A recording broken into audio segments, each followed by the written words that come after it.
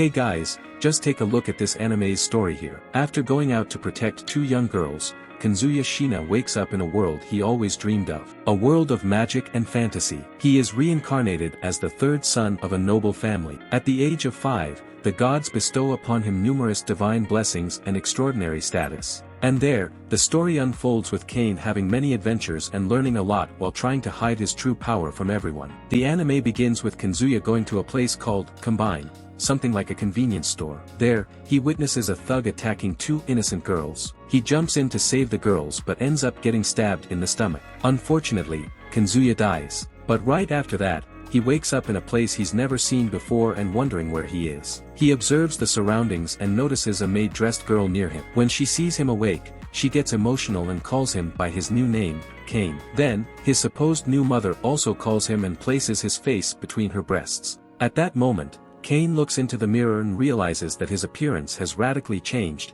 and now he's just a 3-year-old boy. Seeing this, he goes into shock and starts freaking out, wondering how this could happen. After some time in denial, he begins to understand what happened and even feels happy to have reincarnated and started a new life. He begins to investigate how this world works and who he is. He discovers that his name is Kane Von Silford, and he is 3 years old. He has a father and mother, and an older sister who is 2 years older. But his father is a rogue and has other children from his first wife who are older and will inherit the throne. He explains that his father is a marquis who defends his nation from invasions and is highly respected. Kane continues to study and learns many things, discovering that the world is full of monsters and magic is common in that place. Kane is very happy and starts to study to learn to read and write, as this will allow him to learn magic from the books. After learning to read and write, he asks his father to let him read the magic books. But they tell him that he must wait until he's 5 years old to use magic, as he can only be initiated at that age. Until then, he must dedicate himself to studying magic from the books. Kane continues to study and secretly manages to use basic magic. Then, his maniac sister begins to teach him about the history of that world and tells him that an adventurer named Yuya was the one who founded the kingdom they live in. Those who are familiar with Isekai anime that are being released may have noticed that this is the name of another strong protagonist who also went to another world. That's at least a big coincidence. But going back to the story, she also explains to him about the different races that exist, like dwarves, elves, and beastmen. Time passes, and Kane is now 5 years old. Finally, he can be initiated and allowed to use magic freely. His parents explain about the god's blessing, telling him that he can receive blessings from level 1 to 5, with level 5 being the strongest and very rare for someone to receive. After that, they go to the church, and the priest performs the ritual for him to receive his blessing. After finishing, an old voice smiles, and suddenly Kane is transported to the world of the gods. The gods say that they know who he really is and reincarnated him out of pity, as he died unnecessarily trying to protect the girls from the thug. And because he died in such a fruitless way, they revived him to give him another chance. Kane is desolate to discover this, and he starts crying. Afterwards, the gods say that as a reward, they will grant him all their blessing. Kane thanks them and is happy to have a new family. Kane returns to the world, and his father asks him to show his stats. Kane feels anxious since he received blessings from all the gods. He pretends to have a stomachache and runs away. He hides and checks his stats. He notices that all the blessings are at level 10, which is impossible, as the maximum in that world was level 5. He realizes he made the right choice not showing them to his parents. Luckily, the gods left him with an ability to hide his stats. Later, they celebrate Kane's baptism, and this time he shows it using his ability to hide them. However, even so, they are completely shocked by the amount of blessings and enormous amount of mana he possesses. Kane realizes he forgot to hide these attributes and ends up making a mistake. His father says that with all these abilities, plus his item box, he has secured a successful life forever. He also warns him not to show his stats to anyone, as having so much power could make him seem like a threat to the kingdom. Later, Kane decides to try an invocation from the book his father gave him. He goes outside and tries to summon the so-called creature. Kane expected a cute creature, but he summons something totally demonic. His sister appears, and the monster decides to attack her and her friend. But Kane interposes and tries to save them. He manages to send the creature back, but ends up taking a big hit and faints.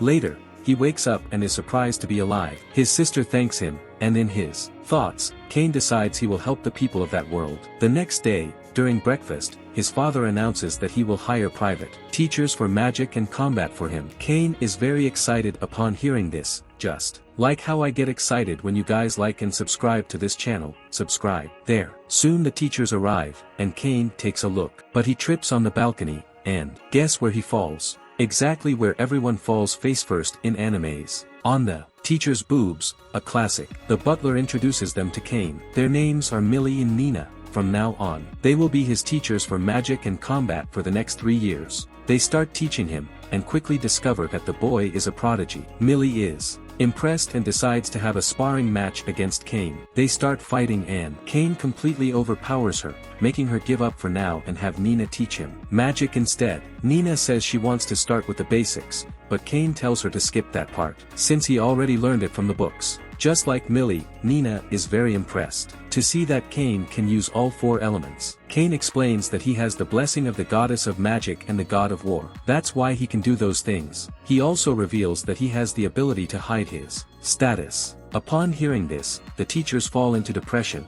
knowing that he is a genius, and there isn't much they can teach him. Kane asks them to request permission from his father to train outside the castle. His father agrees, as he knows it would be bad if one of Kane's spells ended up destroying the castle, but he sets a condition: they must return before sunset. Kane is very excited as he leaves the castle, as it is his first time outside since the time he got baptized. Nina asks him to perform a test by directing a fire spell at a large rock, which he does as she asks, resulting in a huge explosion. They are completely astonished by his power, but before they can express their surprise, they sense the presence of monsters approaching to attack them. A killer rabbit comes toward them, but it diverts and heads straight for Kane. They worry, but Kane deals with it easily. After that, they teach Kane a new technique called search. It serves to detect monsters in the vicinity. Just by observing them, Kane figures out a variation of the technique, where he can also see the quantity of monsters and their direction. Kane fights against an infernal rabbit, but it escapes into the forest. When Kane tries to chase it, the 2 teachers stop him and advise against entering the forest, as there are very strong monsters there. The training is called off for the day, and that night Kane checks his stats. He notices that in just 1 day, he went from level 1 to level 8. The next day, his teachers take him to the guild to gather information on monsters. Kane is very happy as he has always seen this in animes he watched. The guild lady provides information to Millie and Nina, but afterwards, a bully starts harassing them. They reject him, and he tries to force himself on them. Kane gets angry and intervenes, telling them to leave them alone. Kane beats up the first guy, who gets even angrier. He tries to attack Kane, but Kane easily avoids all his strikes. In the final attack, Kane stops him with just 2 fingers and demands that he apologizes to his teachers, but the bully refuses, and Kane throws him out of the guild. Now only 2 thugs remain. Cowardly, they threaten to stab the teachers' necks, but Kane deals with them easily as well. Afterward, the teachers thank him for protecting them, and Millie praises his combat skills. They continue training and defeating monsters. Time passes, and the end of their lessons is nearing. Kane decides to give them gifts as a thank you for teaching him. For the past 3 years, he remembers that they once mentioned they would like to have magic item bags, but they are very expensive and rare to find. Kane comes up with the idea to make the bags himself, 2 of them to give to the teachers. For that, he will need materials from monsters in the forest. He defeats a bloody ogre and then a Terra dragon, legendary monsters that would normally require an entire army to be defeated. The castle soldiers, upon seeing the explosions in the forest, think they are under attack. His father goes with the soldiers and upon arrival, notices a trail of destruction and finds a handkerchief which he discovers belongs to Kane. The next day, Kane has his final adventure with his teachers. After finishing, he talks to them, and they tell him that it was his last test, and now he is graduated in magic and combat. Kane thanks them and gives them the 2 item bags he made for them. Millie and Nina ask Kane how he did that, and nonchalantly, he says he defeated a bloody ogre and a Terra dragon. Upon hearing this, they are completely shocked. As I mentioned before, those monsters would require at least an army or a large group of adventurers to defeat. Kane explains that he thinks the bags don't hold much, but he made them from the heart. He says they should fit only the size of the mansion where he lives. And once again, upon hearing what Kane says, both of them are completely astonished, because the magic bag they would buy would fit at most a small carriage. He adds that a bag with the capacity he mentioned costs a lifetime of work. They say that something like that could attract assassins after them, and they might be in danger having it. Kane, on his part, tells them not to worry, as he enchanted the bags to be used only by them. And if someone else tries to use them, the weight of everything inside will fall on that person. In the end, they thank him and say it was a great experience teaching him for those 3 years. Kane also thanks them and says he learned a lot from them and that he's very happy. While he's speaking, both of them give him a double kiss, and he blushes. They say their goodbyes and leave. Now Kane is 8 years old and is about to begin his life of adventures. This episode starts with Kane fighting against a gigantic dragon. The boy lands an attack on its head, and the big thing goes down. After that, he checks his stats and realizes they've increased tremendously. He even earns the title of Monster Enemy and Dragon Annihilator. Later, IT shows Kane heading to the capital. He's now 10 years old and has to attend a special ceremony for nobles. While they're on the way, Kane asks if it will take long to get there. His father says about a week if monsters don't appear. Kane uses magic to scan for any nearby, and surprisingly, there are dozens of them 3 kilometers ahead. His father is impressed that he can detect monsters so far away. Kane mentions that they're attacking humans and they need to go quickly. Realizing time is short, Kane uses wind magic and speeds towards the monsters. Upon arrival, he notices many humans have already fallen, and many are injured. He decides to attack, using magic to take down one after another. The monsters approach the carriage, and he realizes he can't use magic without hitting those behind them. Kane grabs his sword and manages to dispatch the remaining monsters. Afterwards, he tends to the wounded and gathers the bodies of those who have fallen. His father arrives and notices the coat of arms of the royal family on the carriage. 2 girls emerge from it, Princess Telestia and Silk, a noble. Both of them kneel before the girls, and they thank Kane for saving them. Kane notices they're mentally distressed and uses a calming magic on them, quickly easing their tension. They thank him again and introduce themselves. Silk mentions that she saw everything through the window and admiringly says he was amazing. At this point, the 2 nobles begin to compete for Kane's attention. They ask where he's headed, and he says he's going to the capital. They're happy to hear that and reveal they're headed there as well. They drag Kane along, even as he calls for help from his father, who is shocked and confused by what's happened. While on the way, the 2 girls stick close to him and begin to take advantage of him. They say that once they stop, they'll all sleep together. They reach a city, and Kane tries to say goodbye, but they grab him and say they'd be too scared without him around. With no choice, Kane agrees, on the condition that they have a large room with separate beds. They agree, and later that night, they prepare to sleep. They decide to push the beds together to be close to him. Kane attempts to protest, but they say they're afraid monsters might attack them during the night, and they feel safer with him.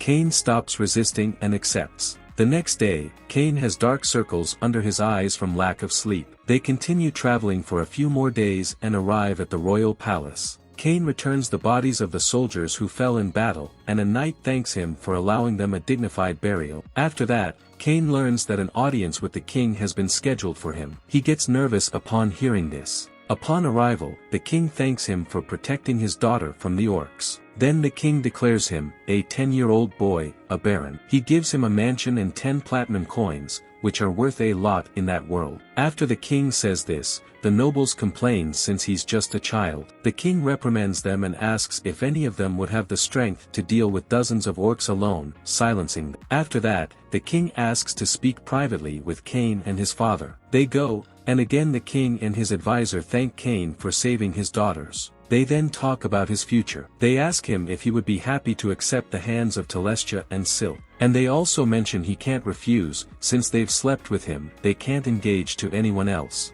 After much pressure, Kane agrees, and thus they become engaged. But they can only marry when they're adults. After that, the 2 girls are happy and loudly declare they'll never forget the nights they spent together and how their bodies were close. Upon hearing this, their parents get angry, and nervous Kane tries to explain that it was only because of the bed arrangement, and it's not what they're thinking. After that, Kane goes home and receives a lecture from his sister and his father. They say he's quite the ladies' man. Some time later, Kane goes to the church in the capital and connects with the gods. He has a little conversation with them. The gods mention they're bored and ask Kane to use his knowledge from his past life to create a game for them and everyone else. Next, his sister takes him to a women's clothing store, and he feels very uncomfortable. He runs out and finds a friend outside with her father. Kane asks to take a look at his store. He enters and is impressed, and without wasting time, he makes a proposal to Tamani's, the girl's father. He says he wants to create something recreational and already has the idea in his head. He shows the merchant, who finds it incredible, and says he will produce it. Kian asks him for a prototype and hands him a gold coin as initial investment, and the guy is impressed. Outside, he finds his sister who is furious that he ran away from her. However, Kane knows how to deal with her. He just gives her a few compliments, and she quickly becomes sulky. The next day, Kane returns to Tamani's store, and he has already finished the first prototype of the game. They play together to test it. The merchant is very excited and says that it will certainly sell well. Kane suggests making 2 models, a simple one for the general public and a more elegant one for the nobility. The partnership between them is decided. They pray to the god of commerce and kind of register that patent. From now on, for up to 3 years, they are the only ones allowed to produce that game. Sometime later, the party that was the initial reason for Kane to go to the city begins. There, he meets several nobles. At this point, he meets Silk and her father again. She thanks him again for saving her, and Kane treats her as he does his sister, lavishing her with praise, and she falls for him. This kid knows what he's doing. At this point, her father gets annoyed and interrupts. He says that Kane is very skilled with women for a 10-year-old. Kane's father explains that it's because of his sister, who always gets happy when complimented. After that, the king appears along with Teles, his daughter. Kane again compliments the girl, making her go all shy. The king scolds him and asks what his father did to raise such a charming son. After that, Kane shows the game he created to the king, and the king finds it interesting. He invites Kane to the reception room to discuss the game further after the party. After that, Kane meets Silk again, and they have a conversation. At one point, 3 noble boys approach, looking for trouble because Kane is with Silk. Kane responds to them, and they challenge him to a fight outside. Kane agrees, and they go outside. Silk clings to Kane, making the fat kid even angrier, as he's jealous of her. At this point, they start casting magic spells to attack Kane. They strike exaggerant poses and conjure their magic. But unlike expected, a small spark appears, and the next one tries. Just like the other, he strikes flashy poses and conjures his magic, this time earth magic. Again, it comes out very weak. At this point, Silk loses her patience and argues with them. She asks if they don't know who they're dealing with, saying that the guy behind her is Kane von Silford, the son of the Marquis who became a baron at the age of 10 by fighting dozens of orcs to save the princess and Silk herself. Upon realizing who this boy they're picking a fight with is, they kneel and apologize. They say they've heard of him and hastily run away. At this point, Silk says she wants to have a meeting with Kane. Teles arrives right at that moment. She asks what they were talking about, and when Silk mentions the meeting, Teles gets jealous and says she wants to go too. Kane agrees and says he'll also meet with her. At this exact moment, her father appears and asks Kane what he was planning to do. Teles tells him that Kane invited her to a meeting. The king gets angry and scolds Kane again. Some time later, Kane shows the game he created to the king, and he finds it very interesting. He even considers making it an exclusive game for the nobility. But Kane refuses and says he wants to use it as entertainment for the general public too. After he says that, Silk's father talks to him, saying he heard that Kane invited his daughter to a meeting. He says that despite their engagement being set, everything is still a secret, and they shouldn't attract too much attention in public. The king agrees, saying that he should be very cautious. This episode begins with Kane receiving the key and deed to the mansion given to him by the king. Kane feels relieved, since finally he'd be able to leave early and have free time. But what he didn't expect was for the Duke to arrive and invite him to play Reverse, the game Kane created in the previous episode. Kane accepts, but soon a bunch of people show up to play against him as well, and Kane would soon be occupied for a long time. After that, Kane heads towards his mansion. Upon arrival, he notices that the place is completely in ruins, and it seems to have been abandoned for years and years. He goes inside and confirms that the place has truly been abandoned for years and looks very run down. He continues to inspect all the rooms and it just keeps getting worse. Despite the ugly situation, he notes that the house is actually quite large and not entirely bad. Then, Cain uses magic and starts cleaning everything rapidly. He cleans and repairs everything at an incredible speed and is very happy with the result. He lies down on his bed and hears the voice of Sylvia, his maid. She is accompanied by other maids and Colin, his new butler. After that, the maids go off to clean the entire house, but they're surprised to find not a grain of dust in the entire place. Cain mentions that he already cleaned everything with magic. Sylvia easily accepts, knowing him for years, but the new butler finds it impressive and finds it strange that the other maids aren't surprised too. Then, Colin tells Cain to head to his father's mansion. Since his two older brothers are going there today, Cain has to receive them. Upon arrival, his brothers say they're surprised that Cain got a title and even a mansion before them. They say they're really proud. After that, Cain invites them to see his new home. His father finds it odd that it looks brand new and totally clean, since he had visited the place some time ago, and it was completely dilapidated. Cain responds that he just used a little magic to fix and clean the mansion. His father thinks it's nice, but says he doesn't see any artwork,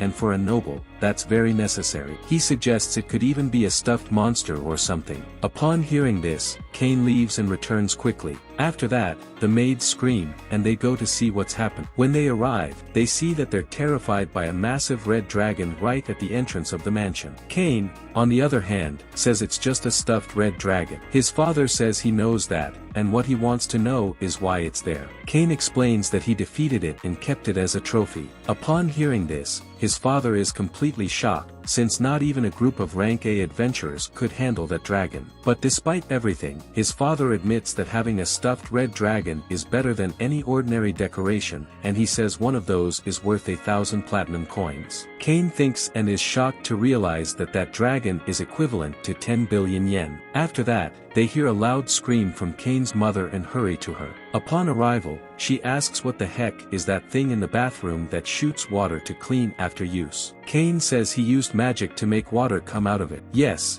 he just made a magic bidet. After that, Cain's father dismisses it, saying that they made a big deal out of just that. They tell him to try it, and when he does, he says he has no choice. If they want it so bad, they'll have to have one too. The guy liked the blast in the rear. After that, his father informs him that he'll have to throw a party for the nobles, since it's customary in that world to do so when you buy or receive a mansion. They prepare everything, and finally, the day of the party arrives. Cain starts receiving the nobles, and everyone is astonished by the giant dragon. After that, Cain welcomes everyone and thanks them for being there. He mentions that he prepared a different drink and good food for everyone. Everyone is surprised by the champagne, as carbonated drinks don't exist in that world. They are even more astonished by the glass cups and the hamburger he prepared. Then, the king arrives and says he has never seen anything as beautiful as those glasses, since nothing like that exists there either. He drinks the beverage and is impressed by the fizz, and he is also very surprised by the hamburger, as it's really tender and tasty. After that, the king decides to test the bidet at the queen's request, and he lets out a shout when he feels the spray. There it is, and he exclaims that they need to install that urgently in his palace. After that, his butler calls him and notifies him that Marquis Corgino is approaching. Cain already knows him and knows that he's quite a nasty character. Cain goes to receive him, and the guy starts dismissing everything Cain presents to him. Corgino insults everyone in the place and demands to be served immediately. After he tries the champagne, he actually likes it but says it's bad. He does the same with the hamburger. But Cain had a plan already. Soon enough, the king arrives and witnesses Corgino's arrogant behavior and strongly reprimands him. The Marquis bows and apologizes profusely for his action, and the king tells him he should rethink his behavior unless he wants to lose his title. The next day, Cain goes to the king's palace to deliver some monsters he captured. Daim, the vice captain of the royal guard, encounters him and shows him the place where he could put the monsters. Cain, however, says it wouldn't be enough, since there are too many monsters. Daim then leads Cain to a more open area, and Cain unloads all the monsters he had in his item box, including earth dragons and other legendary monsters. Daim is extremely impressed and can't believe what he's seeing. The knight asks if Cain is a hero or a disciple of the gods, and in that moment, Cain becomes nervous and denies it. But Daim takes notice, and you'll see how this information becomes important later in the video. After Cain delivers the creatures, Daim invites him to demonstrate his sword skills to the captain. He first introduces Cain to the soldiers, who dismiss Cain and do not believe he can be that strong, as he is just a 10-year-old child. One of them volunteers to fight Cain, thinking it will be easy. However, Cain moves incredibly fast and defeats the soldier, leaving him astonished by his speed and strength. After that, Dime suggests that Cain fight against 30 soldiers simultaneously, and Cain has no choice but to accept. The fight begins, but before the first attack, the captain yells and orders them to stop. She arrives and asks if they have no shame pointing their swords at a cute little child, and then she hugs Cain. After that, Dime explains who Cain is, saying that he fought alone against 30 orcs and saved Princess Telestia. Upon hearing this, she becomes very happy, as she is extremely obsessed with fighting. She wastes no time and immediately invites Cain to a duel. They begin, and they engage in an exciting battle, both being very fast, but clearly, Cain outperforms her and ultimately wins. After being defeated, the eccentric captain suddenly proposes to Cain, and everyone is shocked. Cain becomes nervous and says she can't do that, as he's only 10 years old. She says it's fine and decides to go talk to the king to resolve this matter. They go, and upon arrival, the king is angry with Cain for having secured another bride, as he was already engaged to Teles and Silk. After that, the king explains to Cain that the captain is the princess of the Elven Kingdom, and marrying her would cause a huge stir among the two peoples. However, Tijuana, the elf, says she doesn't mind, and the king tells her she must seek permission from her father, the elf king. And so she does. After that, she grabs Cain and runs off to fight him again. The king and the nobles stay in the room discussing Cain, wondering how he can be so strong to the point of defeating the kingdom's finest knight. Then, the king asks Cain's father why he has such enormous strength, but his father doesn't have an answer either, as he has been very strong since a very young age. At this moment, they remember the question Dime asked Cain earlier. Well, he tells the king that Cain was a bit shaken when asked whether he was a hero or chosen by the gods. The king finds this odd and says he has a test to find out who Cain really is. Cain is summoned again, and the test is revealed. They hand him a book, and he begins reading it calmly without any concern. The problem is, the book is written in Japanese, and no one in that world understands that language, which is the Japanese language, the language of the kingdom's founder, the hero Yuya. Upon realizing this, Cain is quite surprised and confirms his suspicions that the founder was Japanese like him, and probably reincarnated just like he did. And soon enough, the king asks who Cain is. Cain has no alternative but to reveal everything. He tells them that he has memories of his past life and that he received the blessing of the 7 gods when he was baptized, and even met them. Upon hearing this, everyone is surprised. But Cain mentions that despite all of this, he likes his new life, and he is truly the son of his parents, he just holds the memories of his past life. After that, Cain displays his stats and reveals his true power. Obviously, everyone there is completely astonished to see the numbers and the amount of abilities and blessings he possesses. The king says that with his powers and being chosen by the gods, he could easily make everyone bow down to him, even take the king's place. Cain mentions that he would never want that, and he enjoys the life he has and would like to continue that way. He says that he didn't understand anything when he was reincarnated, but his father, mother, and many people were kind to him, and he enjoyed the adventures and experiences of learning magic. The nobles present promise not to tell anyone, and it becomes a secret. After that, the crazy elf returns and says she got permission from her father to marry Cain. And now the boy has 3 fiancées. Today's episode starts with Cain reading that old book left by Yuya, another reincarnated person from Japan who founded the kingdom where Cain now lives. He introduces himself and says he's the first king of this kingdom and also Japanese. He decided to keep records of the things he discovered in that world. He also mentions that he had an accident and thought he had gone to heaven, but fortunately, he was taken to the world where Cain is now shortly afterward. At this moment, Silk and Teles appear and ask what he's doing. Cain gets startled and quickly closes the book, saying he was just studying. Then, they suggest that they could study together with him. At this point, Cain comes up with a flimsy excuse and escapes from them. But just when he thought he was in the clear, his new wife Tijuana also finds him, and he flees from her and goes home. Cain says that today is a very important day, and no one can bother him because he just turned 12 years old. Now he has to go to the guild to register as an adventurer. He arrives at the location and is amazed by everything there, reminiscent of the games he had seen in his past life. He goes to the reception, and the girl hands him a form. Cain fills it out and hands it back to her. Then, she needs a drop of his blood to complete his registration in the guild. Cain complies with the request and receives his guild identification card.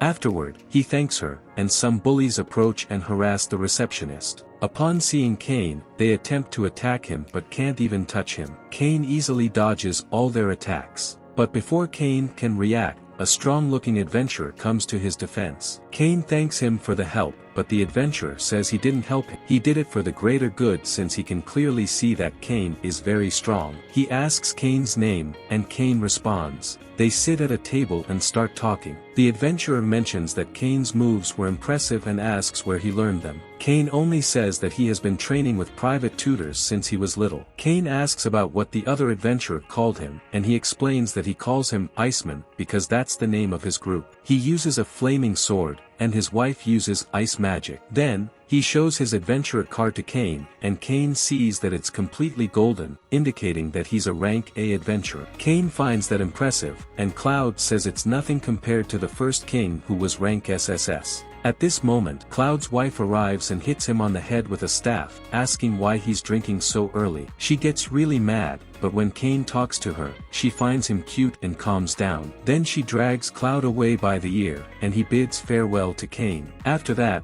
Kane looks for a mission to undertake, but it seems like there are only boring ones. Finally, he finds one. The mission is to hunt goblins. Kane gets excited and rushes off. But before he can start his adventure, Tijuana finds him and says she's going with him. Against the boy's will, she drags him into the forest. When they are alone, she starts fantasizing about various things. At this moment, Kane uses his tracking ability and finds the group of goblins. When they arrive at the location, they see that there's a victim and some goblins. Tijuana easily deals with some of them, but more appear. Kane uses strengthening magic on her, making the elf much stronger, and she defeats them all with ease. But after dealing with the goblins, some green lizard-like creatures appear. Kane tells Tijuana to escape with the villager, and he easily takes care of the lizards. Kane returns to the guild and reports that he defeated 30 green lizards. The receptionist is impressed and goes to speak with her superior, who summons Kane to his office. The guy starts insinuating that Kane is cheating and threatens to revoke his adventurer registration. But before he can do anything, the guild master appears and asks what's going on.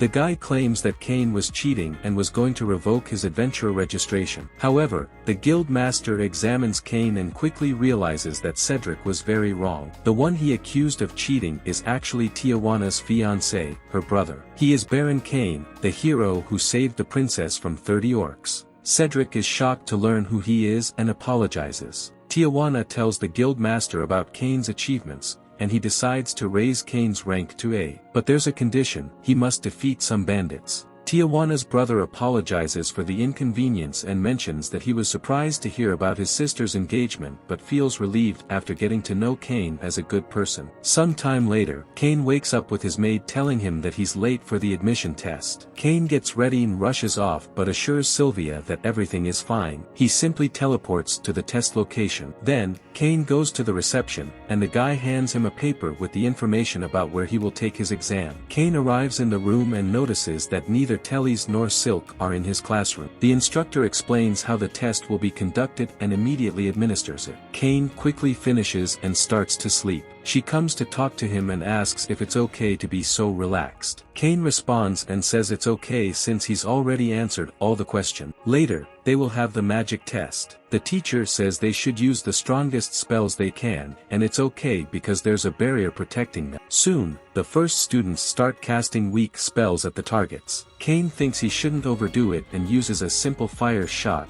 which destroys the target, the wall, and part of the forest behind it. The teacher is completely shocked and says there's nothing left for him to do there, and he should hurry to the sword test. At the location, Kane meets Cloud, who immediately challenges him to a simulated battle. Kane tries to decline, but the instructor insists that he goes. With no alternatives, Kane agrees, and they start right away. Kane attacks, and they begin exchanging blows. Cloud gets excited and comments that Kane is really strong, then increases his power. They continue fighting, impressing everyone. The sword instructor interrupts and tells them to stop, saying a simulated fight of this level will discourage all the other students present. He sends Kane away and tells him to only return to pick up his passing papers. Another day, Kane goes to the king, who asks what happened during the magic test. Kane explains that he only used a simple fireball and thought it wouldn't cause any damage due to the protection. The king also asks why he took the test with the commoners, and the king explains that he should have gone to the northern reception, where the nobles stay. He mentions that Telestia was angry because she couldn't see him. The king adds that he has warned Kane many times not to overdo it. Later, Kane returns to school and checks his grade. He finds out he ranked first among all students, while Tellys ranked second and Silk third. A bit later, Kane spots his sister and waves to her. Upon seeing him, she runs over and hugs him tightly, saying she missed him so much. She also congratulates him for coming in first and mentions she's eager to see his speech, as the first-place student usually gives a speech to the newcomers. Kane enters the main hall and finds his two wives, who compliment him on how good he looks in the school uniform. They then take their seats, and the principal begins the admission ceremony. Kane is called to the stage to give his speech. He apologizes for the mix-up and taking the evaluation with the commoners, but says he wants to make friends without regard for bloodlines or nobility status during his stay there. After he finishes, everyone applauds him, and the king appears. He speaks a few words to everyone while giving Kane a pat on the back. Everyone laughs, and it's time for Kane's first class. As expected, he sits next to Silk and Tellys. The teacher arrives, introduces herself, and asks them to decide which division they'd like to join. Kane doesn't hesitate and says he wants to join the adventurer division. However, Silk and Tellys strongly disagree and say he's a noble with lands in his name, so he should learn about nobility. They add that he can do both and participate in the adventurer division as well. Later, as they leave the classroom, Kane spots a bully causing trouble with his friend Parma. Kane tells him he shouldn't be doing that and that there's no distinction between nobles and commoners at the school.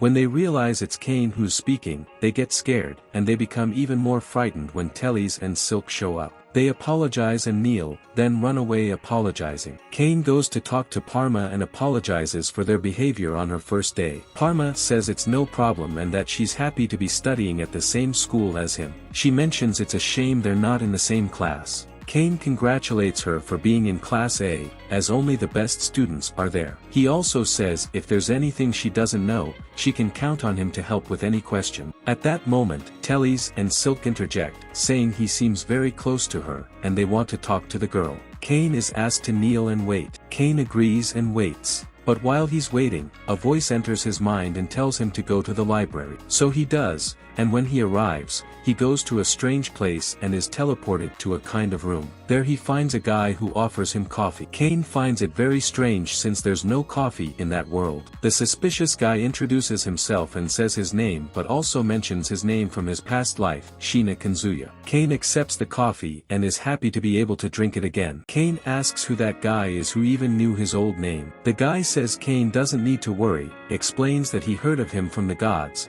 and mentions that he knows Kane has been reincarnated. Then, he introduces himself, saying he's Yuya Tera Hirasawa Esford, better known as the first king of that world. Upon hearing this, Kane is impressed and mentions that he read the Imperial-level magic book that he wrote. But he points out that it was 300 years ago. He wonders how Yuya can look so young if he's really Yuya. He even asks if he's a ghost. Yuya then tells Kane to use the assessment ability on him to find out who he is. When Kane uses the ability, he realizes that Yuya has the status of a creation god. This is because Yuya created the world they are in, Fabniel, and that's why he became a creation god. After some conversation, Yuya explains why he brought Kane to that world. He says the gods asked him to train Kane. Kane responds that he doesn't see the reason for that since he already has many problems because he's too strong. Yuya then asks if Kane can take the cookie from his hand. If he can do that, he will be ready and won't need more training. Kane doesn't hesitate and tries to grab the cookie, but unfortunately, Yuya easily overpowers Kane and says there's still a long way to go for him. Kane understands and asks why he needs to become so strong. Yuya says there's someone he needs to fight, someone who, 300 years ago, made people fight among themselves and eliminate each other. Kane asks how he did that. Yuya explains that he used the oracle to spread discord, and chaos quickly spread everywhere. And that person he has to fight is the evil god Eren. Yuya also mentions that 300 years ago, he and his companions managed to seal Eren. However, there are signs that the seal has been weakening, and Eren could be freed at any moment. Therefore, Kane must become strong to face him when the time comes. Kane asks why Yuya doesn't fight Eren himself since he's so strong. Yuya explains that he can't, as like the other gods, he can't interfere directly in the mortal world. That's why they're leaving everything to Kane. Yuya also mentions that all of this is connected to Kane's past life. Kane asks how all of this is related to him. At that moment, they are teleported, and Yuya says he is now Kane's master. When Kane completes his task, Yuya will tell him everything. He hands Kane a kind of compass pointing toward the house where they were. Kane's objective is to reach there after crossing that forest full of monsters. Yuya says that Kane needs to level up since he's around level 300, and to defeat Eren, he'll need to be at least level 600. Kane wonders what will happen to his school since he'll likely be away for a long time. Yuya reveals that they're in another world, and 1 year there is equivalent to 1 day in the other world, so IT won't be a big problem. Afterwards, Yuya bids farewell and tells Kane to return soon. With no other option, Kane enters the forest and begins battling numerous monsters, defeating them one by one. At this moment, the anime shows US Kane's world. Silk and Tellys go to Kane's mansion to check on him since it's been more than a day since they've seen him. Sylvia, the maid, opens the door thinking it's Kane who has returned but realizes that his two brides are in the same situation as her, not having any news of him. Silk and Sylvia begin to worry that something bad has happened to him, but Telestia calms them down, saying that Kane is very strong, and they just need to wait for him, he will surely return soon. We return to Kane, and we see that he is being attacked by a giant monster and has completely lost his will to fight. He seems very tired and demotivated. However, he still manages to defeat the monster and collapses. He starts to think that he won't be able to leave the forest anymore. He mentions that he hasn't slept well for months and doesn't have the energy to think straight. At that moment, he hears the sound of an animal that seems to be in great pain. He follows the noise and finds a little wolf that appears to be injured and sick.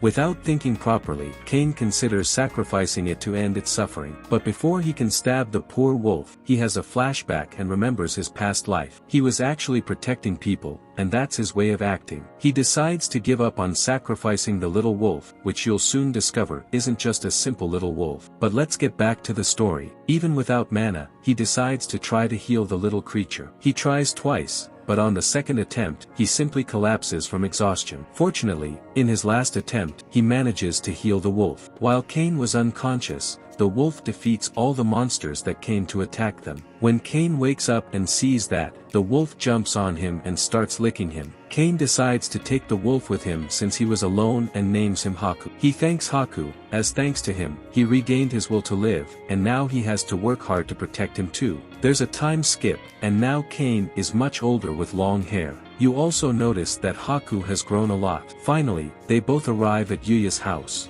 Kane enters, and Yuya remarks that he has grown a lot, and Kane explains that 4 years have passed. Yuya is surprised and asks if that wolf is a Fenrir. Kane says no, it's just Haku. But Yuya counters and says that yes, he is definitely a Fenrir, a legendary beast. Kane then makes a contract with him, allowing him to summon Haku whenever he wants. Yuya then says they will proceed with the second part of the training, and his teacher will be Doran, a guy who appears to be a muscular elf. Kane's training begins, and he doesn't stand a chance at first. He gets knocked out. The next day, he wakes up in Doran's house and meets his wife, Ruri. Doran also introduces the family pet, a baby dragon. Then, Ruri serves food, and upon tasting it, Kane starts crying with emotion, as he hasn't eaten anything so delicious in a long time. Afterwards, they continue training, and Kane still struggles but can withstand some hits now. While training, Kane remembers what Yuya told him after he finished his training in the forest. Yuya explains that Eren was the god of fun, and he used an oracle to make innocent people participate in a deadly game, resulting in many people's deaths. Yuya says that if Eren returns, he will probably do it again, and many people important to Kane will likely be at risk.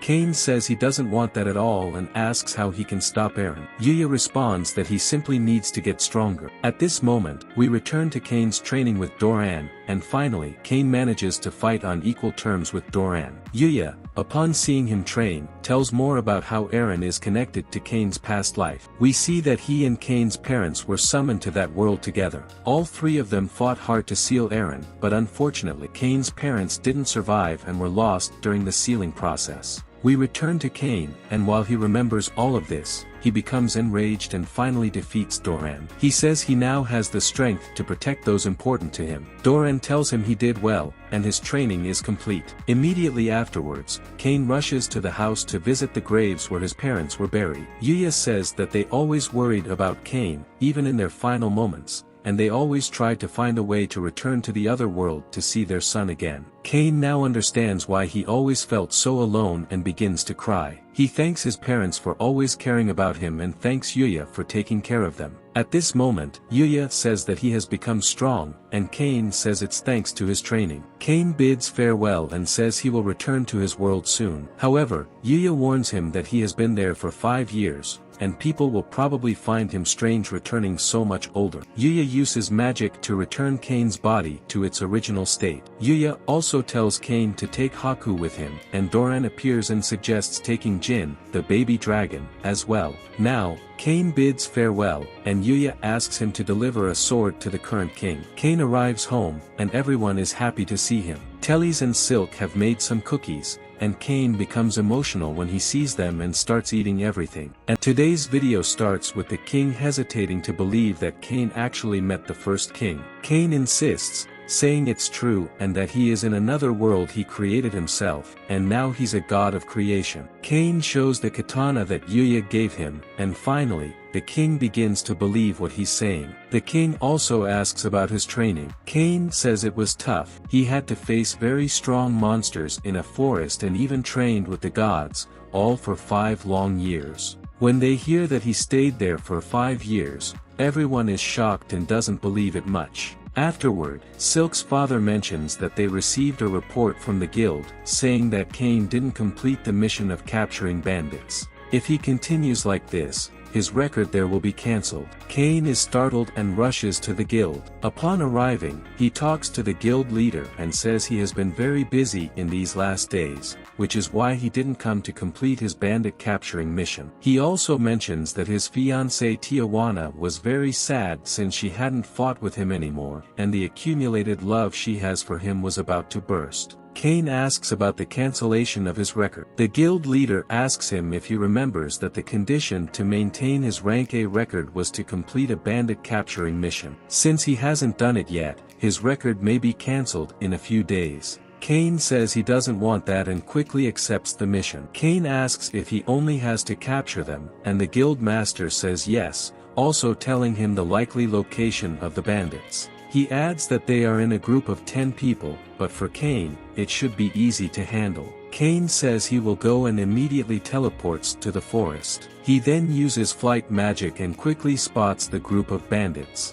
Kane descends and realizes that his 2 teachers from the beginning of the anime are there, fighting with the bandits. When the bandits see him, they say that one more won't make a difference, especially a little kid like him, and suggest he should be at home with his mommy. Well, they couldn't be more wrong. Kane puts on a serious expression and says they will pay dearly for hurting his teachers. At that moment, the bandits attack Kane, who proceeds to take them down one by one until they're all defeated. After that, Millie asks why he's there. Kane says he just accepted a subjugation mission from the guild, and those bandits were his targets. Upon hearing this, his teachers ask why he accepted such a dangerous mission, especially since he's only 12 years old, and this type of mission is rank C. At this point, Kane reveals that he's already rank A. They are completely shocked. Kane explains that some things happened, and he was forced to become rank A. Then, the merchant asks what they will do with the captured bandits, and Kane says he will take them to the capital and deliver them to the guild. Kane arrives in the city, and as he passes through with the bandits in a cage, he leaves everyone in the city impressed. At this moment, Parma's father thanks Kane for saving them, and Parma comes to talk to Kane. She asks what all of this is about, and Kane explains that they are the bandits the guild requested. Parma then figures that this work, along with the duties of a baron, must have made him absent from school in these last few days. When they hear that Kane is a baron now, Millie and Nina are completely shocked and apologize for being so casual with him, but Kane says there's no need for formalities, as they are his teachers. Millie is happy to hear that and immediately hugs him, putting his face where you're seeing it. Kane gets embarrassed and quickly leaves with the carriage, saying he needs to deliver the bandits. Millie and Nina follow him, and Kane reports that he has completed his mission. Then, those annoying guys from the beginning of the anime show up and start hitting on Millie and Nina again. They say they're not interested, and one of the guys tries to touch them. But before he can, Kane grabs his arm and tells them to stop bothering the two. The rogue adventurers ask who he thinks he is, but then they remember that he's the kid who beat them up some time ago. When they realize this, they get scared and back away. And as they retreat, they come face to face with Cloud, who also beat them before. Without a second thought, they run away in fear. Kane approaches Cloud and says he was just giving them a lesson for messing with his friends. Cloud asks him who his friends are, and Millie quickly says it's her and Nina. At that moment, we find out that Millie and Cloud are siblings. He asks how they know him, and Kane says they were his teachers when he was 5 years old. Cloud says that's quite a coincidence, and they should go for a drink. They find a table and start talking while they drink. They inform Cloud that Kane is already rank A, just like him. Cloud is surprised but easily accepts it, as even though he's just a student, Kane has matched him in terms of strength. Millie is surprised to learn this because in terms of battle skills, Cloud is the strongest, having reached rank A solely through physical strength without using magic. At this point, Nina reveals that he's also a baron, and naturally, Cloud is very shocked and apologizes for his treatment. Millie and Nina start talking about Kane's accomplishments when he was just a 5-year-old. They mention how he single-handedly defeated a rank SS monster, a red dragon, and made their item bags from the materials he obtained from it. At this moment, Cloud's wife asks how much can fit in those bags, and Millie says she's never filled hers, so she doesn't know. She becomes very interested in the bag and asks how Kane made it. Kane, embarrassed to have her so close, says he will make one for her too. At this point, she's completely drunk and falls asleep on top of Kane. Then, Kane remembers that he has class the next day and needs to get ready, so he leaves in a hurry. After he leaves, the guild girl mentions that they need some adventurers to give a lecture at the magic school. The next day, Kane starts his class, and today the students have to hit the targets with their best magic. Kane is thrilled to be able to show the results of his training with Yuya. However, to his disappointment, the teacher calls him and tells him he's not allowed to use offensive magic at school since even his basic spells destroy the school's barriers. But she assures him that he will still earn points for the class just by observing. Kane is sad but has no choice. At this point, Cloud and the others observe Kane and discuss how much he must be suffering. They quickly come up with a plan to help him. Next, in the classroom, they are introduced to the students,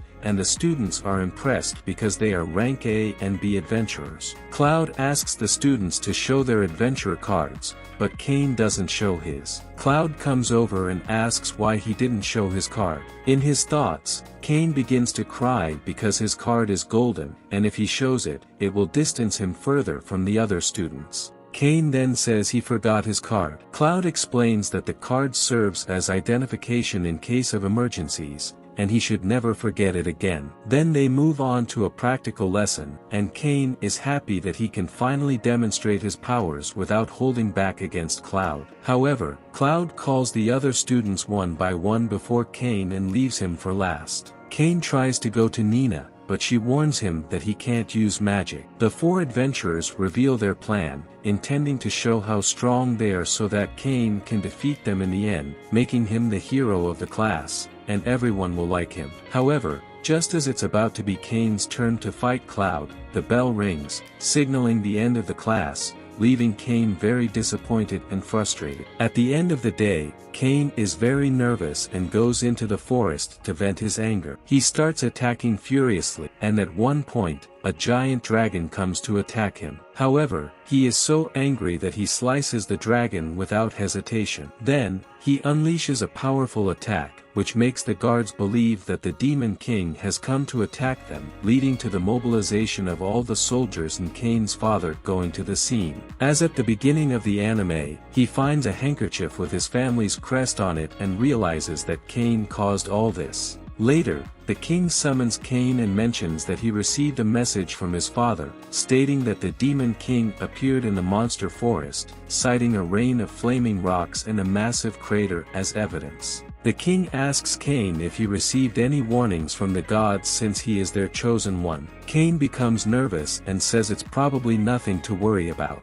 Without any other option, he reveals that he caused all of that in a fit of anger. Afterward, the anime shows a dragon, different from the others, as this one speaks and mentions that the seal is weakening. The dragon states that despite being just a part of his body, it's getting much stronger, revealing that this dragon is, in fact, the evil god Cain must fight to protect the world. The video kicks off by showing that dragon again from the end of the previous episode. This dragon, in reality, is a part of the body of the malevolent god Aaron. Next, we're taken to Cain at school. The students are having a summoning class. Cain, feeling hopeless because he can't use magic at school, starts to leave, but the teacher announces that he can participate this time since they won't be using attack magic today. Ecstatic, Cain perks up at the teacher's words. She mentions that Grat, a mage from the palace, will be teaching them today. He begins the lesson, explaining the two types of summoning magic, one through a contract with a being and the other by activating a magic circle to make the contract, just like Cain did at the beginning of the anime. He tells them that today they'll try the second method, using magic circles to try summoning and making contracts with creatures. The other students take their turn summoning, and finally, it's Cain's turn. The teacher instructs him to pour all his mana into the magic circle. Cain worries as something dangerous might appear. However, the teacher reassures him that if he fails to make the contract, the creature will simply vanish. Relieved, Cain decides to use all his mana without worry. Upon summoning, a bright light appears, and he summons a kind of demon. The demon questions why a mere human summoned him, the Demon King. Frightened, Cain uses light magic to conceal himself. He approaches the Demon King, using the ability to check its status. Then, the demon walks towards Cain. Cain draws his sword, but the demon bows before him, apologizing for being rude. He also declares himself to be Cain's subordinate, requesting not to be ordered around. Finally, he addresses Cain as the Chosen One. At this point, the Demon King's tough demeanor completely vanishes, and now he appears gentle and cute like a small animal. He reveals his name, Seth, and tells Cain he can summon him whenever necessary before departing. Afterward, the teacher asks what happened, and Cain hastily makes up an excuse, managing to divert attention. Or so Cain thought. Later, he's summoned by the king for explanations. The king asks what the heck he summoned in class. With his head bowed, Cain simply admits he summoned a demon. The king remarks it wasn't an ordinary demon and demands Cain to reveal more. So, Cain admits he summoned the Demon King, startling everyone present. Then, the king asks what Cain did with him. Again, head lowered, Cain confesses he made a contract with him, shocking everyone once more. The king orders Cain to show his status to see if anything has changed. And now, it's revealed he holds the title of demigod, with immeasurable stats. Seeing this, Cain's teacher bows and starts to worship him. But Cain insists they treat him as they always have. Next, the king bestows upon Cain the title of Viscount and grants him an entire city to govern. This will serve as a test for him to someday rule the entire nation. Back at home, Cain is informed that several monsters have appeared in the forest. His brother calls for him to investigate. Cain explains the situation, and then he heads to the guild for more information. There, he encounters Millie and Nina, his teachers. They ask why he's there, and he informs them he's off to the forest to investigate the sudden surge in monsters. While Millie and Nina await Cloud and his wife, Cain ventures into the forest to begin his investigation. He summons Haku and Jin, scouring the area. Cain senses something dangerously observing him, but he can't locate it using his search ability. Deciding to summon Seth for help, Seth also senses something malignant deeper in the forest. He jokes that it's probably someone who didn't subscribe or leave a like on the video. Subscribe now, by the way. In reality, he reveals that there's an enormous number of hidden monsters. Seth summons his subordinate, Camaldo Dalmatia, an old but remarkably strong butler. Seth mentions he's an investigation specialist, and the old butler starts combing through the entire forest with his insects. Meanwhile, Cain begins defeating various red dragons. Learning about the situation, Cain decides to leave it to them and heads to the city to alert everyone about the situation. Upon his return, Cain shows everyone the various types of monsters now in the forest and mentions there are many others out there. Meanwhile, Dalmatia discovers something deep in the forest, something attempting to intimidate them. Soon after, they observe the massive number of monsters in that forest. At that moment, Seth teleports and alerts Cain that it's a monster rebellion and they need to act quickly. Cain instructs his adventurer friends and returns with Seth to the forest. There, he encounters thousands of monsters, and the battle is about to begin. Dalmatia starts taking down several monsters in succession, and Cain joins the fight. Seth instructs Cain to head to the source of the monsters, and Seth will summon some subordinates to help contain the monsters from there. Cain moves forward toward the epicenter of the problem, which is Eren. Meanwhile, in the city, Tijuana leads the soldiers and adventurers to contain the monsters as much as possible to prevent them from reaching the city. Seth summons his subordinates, mentioning that a friend asked for help, and they must destroy these monsters immediately. They begin battling and decimating numerous monsters while Cain swiftly advances toward the root of the problem. As he progresses, an attack is launched at Cain. Eren is revealed to be the one attacking. Cain asks if it's really him, the god of fun, Eren. Eren confirms but mentions he has only partially regained his powers. Eren continues creating various monsters, stating it's part of the new game he devised, intending to see how many humans remain after defeating all the monsters. Eren mentions that Cain's eyes irritate him since they are the same eyes as those who sealed him, the parents of Cain. Hearing about his parents, Cain becomes irritated, and Eren begins to attack. Cain dodges and counterattacks, but it doesn't have much effect against the wily dragon. Meanwhile, Millie, Nina, and others are fiercely battling the monsters created by Eren. Returning to Cain, he summons Haku and Jin to fight against Eren. The dragon hits Haku hard, leaving him unconscious. We see Millie, Nina, and their group again, facing significant disadvantage. However, just when they thought it was the end, the Knights of Tijuana arrive and help them fight against the monsters. Inside the forest, the dragon continues attacking Haku and Jin. Cain steps in front to protect them. He delivers a powerful speech and manages to repel Eren's initial attack. He recalls his wives and then uses a strengthening ability followed by an Imperial-level skill called Divine Sanctuary. Eren tries to counterattack, but unfortunately for him, Cain's power is much stronger, creating a colossal light in the sky. It astonishes even those in the distant city who witnessed the bright light. Cain keeps pouring in more strength while recalling memories of his mother and father. However, at this moment, Haku and Jin nibble on his shoe, sort of telling him to stop, as Eren is utterly defeated. At this juncture, Seth and Dalmatia appear, remarking on Cain's terrible power. They inquire if this was truly necessary. Here, we witness the utter destruction Cain caused. He split a significant portion of the ground, even piercing through a mountain with his immense magical power. They also inform Cain that all the monsters retreated after seeing that massive light, which makes sense since the master of the monsters was defeated. The entire population was saved, and the rebellion ended. Cain returns to his friends, and they all embrace him. Cain feels happy as in this new world, he can help many people. Later, he's summoned again by the king, who questions what on earth was that massive light in the forest. People in the city thought it was the gods descending to earth. Cain explains that mid-level magic wasn't enough, so he had to resort to imperial-level magic to defeat Eren. The king, visibly upset, also asks about those people flying above the forest. Cain reveals it was the Demon King, as he called him to assist against the monsters. The king is startled and expresses fatigue,